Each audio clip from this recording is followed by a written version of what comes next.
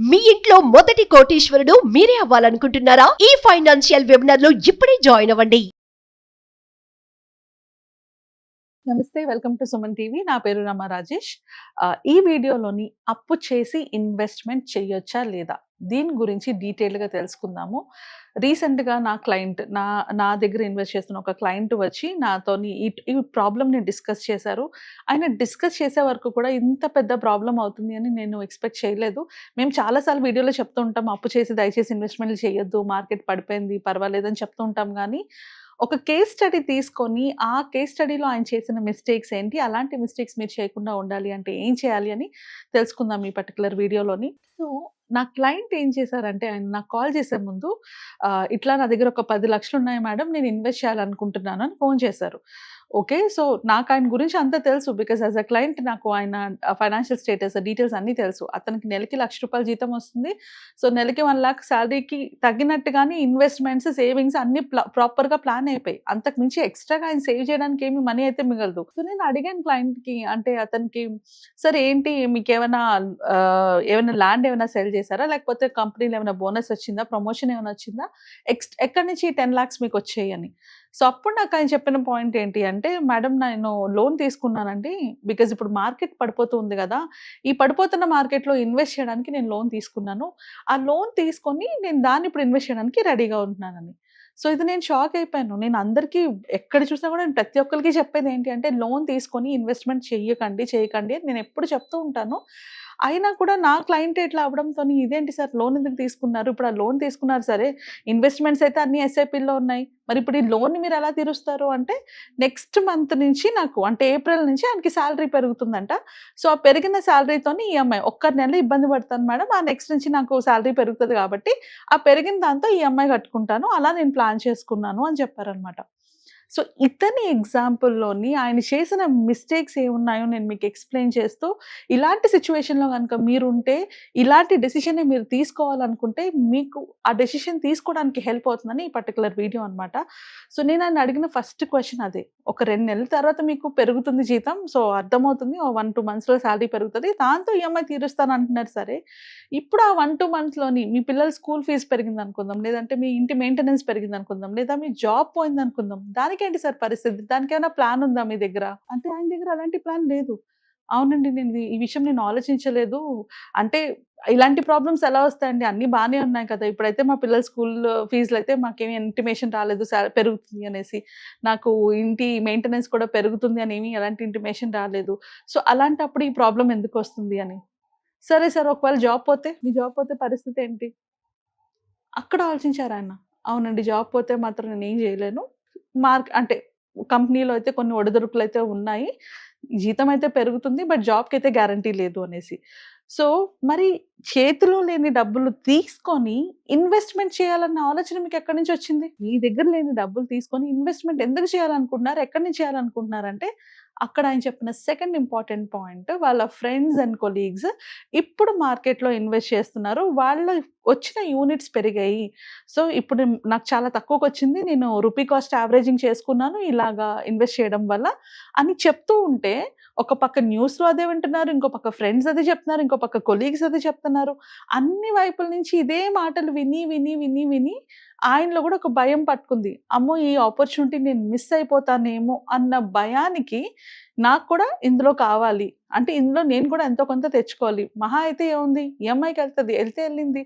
దాని మీద ఇందులో వచ్చే రిటర్న్స్ ఎక్కువే ఉంటాయి గదా, ఒక 5 yearsలో ఈఎంఐ తీరిపోతుంది అని మాత్రమే ఆయన ఆలోచించారు. బట్ ఆయనకు అర్థం కానిది ఏంటంటే, ఇదొక 5 years కమిట్మెంట్. లోన్ అనేది 5 years పాటు ఆయన తీర్చుకోవాలి. అది కాకుండా ఈ ఇన్వెస్ట్‌మెంట్స్ ఈలోపు కనుక అంతా పెరగకపోతే అప్పుడేం జరుగుతుంది తన మైండ్ సెట్‌కి? సో ఇన్వెస్ట్‌మెంట్స్ పెరుగుతాయి, ఈ లోన్ కన్నా ఎక్కువ రిటర్న్స్ వస్తాయన్న పాయింట్‌లో ఇన్వెస్ట్ చేశారు. కానీ ఆయన పెట్టిన మార్కెట్ ఏంటి? ఇది వోలటైల్ మార్కెట్. ఈ మార్కెట్ ఇంకో 2 నెలల్లో, ఇంకో 3 నెలల్లో ఇంకా పడిపోతే? అప్పుడు ఇదే కాన్ఫిడెన్స్‌తో ఉంటారా? మళ్ళీ అప్పు చేసి మళ్ళీ ఇన్వెస్ట్ చేస్తారా? ఇలా నేను అడిగినప్పుడు ఆయన దగ్గర ఆన్సర్ లేదు. సో సేమ్ క్వెషన్ మీకు కూడా. ఏదైనా అప్పు చేసి ఇన్వెస్ట్‌మెంట్ చేయాలి అనుకునేటప్పుడు, తర్వాత ఒకవేళ నేను ఇన్వెస్ట్ చేసిన అమౌంట్ అంతా కూడా పోయినా సరే, ఈ అప్పుని నేను ఎలా తీర్చాలి అన్న ప్లాన్ మీ దగ్గర ఉందా? అలాంటి ప్లాన్ లేనప్పుడు ఇన్వెస్ట్‌మెంట్ ఎందుకు చేయాలి? అప్పు చేసి ఇన్వెస్ట్‌మెంట్ ఎందుకు చేయాలి? ఇప్పుడు దీని తర్వాత ఏం జరుగుతుందో చెప్తాను. ఆయనున్న సిట్యుయేషన్‌లోని అట్లా ఒకవేళ అటు నుంచి ఇటు తలకిందులైతే అడిషనల్‌గా తీసుకున్న అప్పుకి తీర్చుకోవడానికి మళ్ళీ ఇంకో అప్పు చేయాలి. మళ్ళీ ఆ అప్పు తీర్చుకోవడానికి ఇంకో అప్పు చేయాలి. తెలియకుండా చాలా మంది ఇలా ఒక అప్పు నుంచి ఇంకో అప్పు, ఇంకో అప్పు నుంచి ఇంకో అప్పు డెట్ ట్రాప్‌లో పడుతున్నారు. కొన్నిసార్లు కొందరు ఏం చేస్తారు, అమ్మో! ఈ రిస్క్ అంతా ఎందుకని తెచ్చుకున్న ఇన్వెస్ట్‌మెంట్, పెట్టిన ఇన్వెస్ట్‌మెంట్‌లని అమ్మేసి తీసుకొనెళ్ళి అప్పులు తీర్చుకుంటారు. అలా అయినా అప్పు పూర్తిగా తీరదు. ఇక్కడ ఇన్వెస్ట్‌మెంట్‌లో కూడా లాస్. అసలు సుఖంగా ఉన్న ప్రాణాన్ని ఎందుకు తీసుకెళ్ళి అప్పులు చేసి ఇన్వెస్ట్‌మెంట్ తీసుకొని ఆ తర్వాత దాన్ని తీర్చాలనుకోవాల్సిన అవసరం ఏముంది? అంటే అక్కడ ఆయన చెప్పిన థర్డ్ పాయింట్, కొంచెం రిటర్న్స్ ఎక్కువొస్తే నేను ఫాస్ట్‌గా రిటైర్ అవ్వచ్చు కదా! సో, చాలా మంది మిస్టేక్స్ చేసేది ఈ మూడిటితోనే, ఈ 3 పాయింట్స్‌తోనే. Point number 1 comparison. మన చుట్టూ ఉన్న వాళ్ళతో మనం కంపేర్ చేసుకొని, అయితే వాళ్ళ లైఫ్ స్టైల్‌ని ఇమిటేట్ చేస్తాం, లేదా వాళ్ళ ఇన్వెస్ట్‌మెంట్స్‌ని ఇమిటేట్ చేస్తాం. ఇవి 2 కూడా రైట్ కాదు.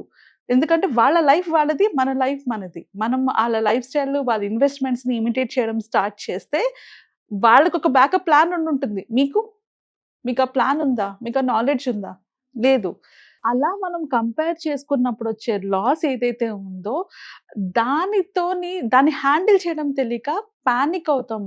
పానిక్ అయ్యి, స్ట్రెస్ ఎక్కువయ్యి, డిప్రెషన్ అయ్యి, సూసైడ్స్ వరకు కూడా వెళ్ళిన వాళ్ళు చాలా మంది ఉన్నారు. సో, ఇవన్నీ ఆలోచించుకోకుండా ఎక్సైట్‌మెంట్‌లోని మిస్ అయిపోతామేమో అన్న భయంతోని కొనేసుకుంటారు. This is second reason.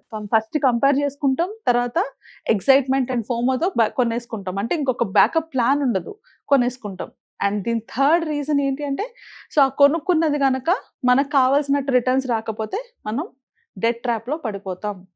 So, ఇది చాలా ఇంపార్టెంట్ అండి. ఈ మూడు పాయింట్స్ మైండ్‌లో పెట్టుకోండి. అప్పు చేసి ఇన్వెస్ట్ చేసేటప్పుడు ఇలాంటి ప్రాబ్లమ్స్ ఒస్తాయి. ఆ ప్రాబ్లమ్స్ ఎంత భయంకరంగా తర్వాత ఫ్యూచర్‌లో టర్న్ అప్ అవుతాయంటే, ఆ అప్పులు తీర్చుకోవడానికి ఉన్న ఆస్తులను గూడా అమ్ముకోవాల్సి ఉంటది. చాలా మంది ఇదే మిస్టేక్ చేసే బాగున్న లైఫ్‌ని ఇబ్బందుల్లో పెట్టుకున్న వాళ్ళు చాలా మందున్నారు. ఆ తర్వాత వచ్చి మాలాంటి అడ్వైజర్స్ దగ్గరికొచ్చినా మేము ఏం చేయలేము. మీ చేతుల్లో డబ్బులు లేవు, ఆస్తులు లేవు, ఏమీ లేకుండా ఇప్పుడు నా అప్పులు తీర్చండంటే నేను కూడా హెల్ప్ చేయలేను. అలాంటి హెల్ప్‌లెస్‌నెస్ సిట్యుయేషన్‌లో పడిపోతారు. వీటన్నిటికన్నా ఈ ఈ తొందరలో పెట్టే ఇన్వెస్ట్‌మెంట్ మీకొచ్చే లాభం ఎంతుంటదండి? మహా అయితే ఒక 1%, 2%, 3% ప్రాఫిట్స్ ఉంటాయి. ఈ 3% ప్రాఫిట్స్ పోయినా పర్వాలేదని మీ ఇన్వెస్ట్‌మెంట్స్‌ని కంటిన్యూ చేస్తే ప్రాబ్లమే రాదు కదా! సో, ఈ పర్టిక్యులర్ వీడియో నేను చేయడానికి మెయిన్ రీజన్ ఏంటంటే, ఆయనలాగా ఇంకెవరు గూడా అలాంటి మిస్టేక్స్ చేయకూడదు అన్న పాయింట్‌లోనే అతని టాపిక్ ఇక్కడ తీసుకొచ్చి వీడియో చేస్తున్నాను. సో, గుర్తుపెట్టుకోండి, అప్పు చేసి ఇన్వెస్ట్‌మెంట్ చేయడానికి అత్యాస అండ్ ఫోమో అండ్ కంపారిజన్ ఈ 3 ఉంటాయి. ఈ మూడిటితో మీరు అంటే ఇలాంటి నెగెటివ్ ఎమోషన్స్‌తోని పాజిటివ్ రిటర్న్స్‌ని మీరు క్రియేట్ చేయలేరు. అలా ఎప్పుడైనా క్రియేట్ అయినా గూడా అది మీకు 1 టైమ్, 2 టైమ్స్‌కి తప్పితే అంతకు మించి ఇంకేం ఉండదు. సో, ఇలాంటప్పుడు మనం చేయాల్సింది ఏంటి అంటే ఒక ప్లాన్‌తో ఎళ్ళాలి. ఇన్వెస్ట్‌మెంట్స్ ఎప్పుడు కూడా ప్లానింగ్‌తోనే ఎళ్ళాలి. ఒక ఫైనాన్షియల్ ప్లానింగ్ ఉండాలి. ఫైనాన్షియల్ గోల్స్ ఉండాలి. ఆ గోల్‌ని అచీవ్ చేయడానికి ఒక ప్రాపర్ ప్లాన్ ఉండాలి. ఈ ప్లాన్‌లో ఇన్వెస్ట్‌మెంట్ చేసుకుంటూ వెళ్ళినప్పుడు ఆటోమేటిక్‌గా మీ గోల్స్‌ని రీచ్ అవ్వగలరు.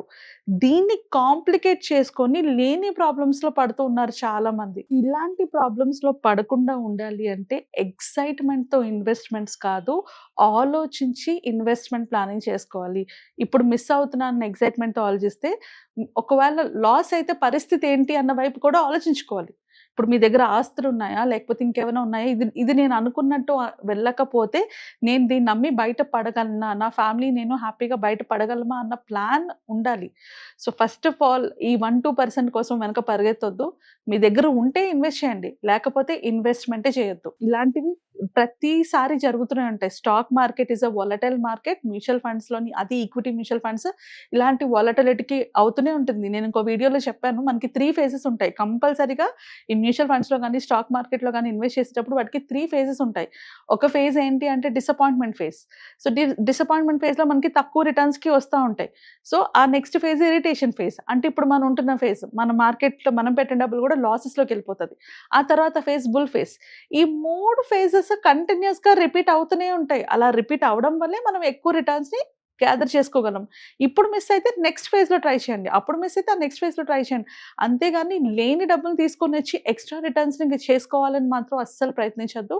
సో, ఇలాంటి సిట్యుయేషన్స్‌లో మిమ్మల్ని మీరు తప్పించుకోవడం ఎలాగా అంటే ఒక అడ్వైజర్ హెల్ప్ తీసుకోండి. నాట్ కంపేరింగ్ అంటే పక్కనున్న ఫ్రెండ్స్, కొలీగ్స్ వాళ్ళ సలహాలు కాకుండా చాలా మంది నష్టపోయింది మనీలోని ఎదుటి వాళ్ళు, పక్క వాళ్ళు చెప్పిన ఉచిత సలహాల వల్లే.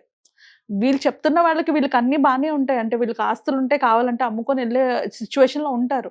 బట్ మిగిలిన వాళ్ళు అవతల వ్యక్తికి అవన్నీ ఫెసిలిటీస్ లేకపోవచ్చు. సో, అలా లేకపోయినప్పుడు వాళ్ళే అప్పుల్లో పడతారు. వాళ్ళు చాలా ఇబ్బందులు పడతారు. So, first and most important thing ఇట్లా అన్‌ఆథరైజ్డ్ అడ్వైజెస్ అంటే వాళ్ళు కనీసం అడ్వైస్ ఇవ్వడానికి కూడా అర్హులు కాదు. They are not professionals. They are not experts. అలాంటి వాళ్ళ దగ్గర నుంచి అడ్వైస్ తీసుకొని ఇన్వెస్ట్‌మెంట్ ప్లానింగ్ చేయొద్దు.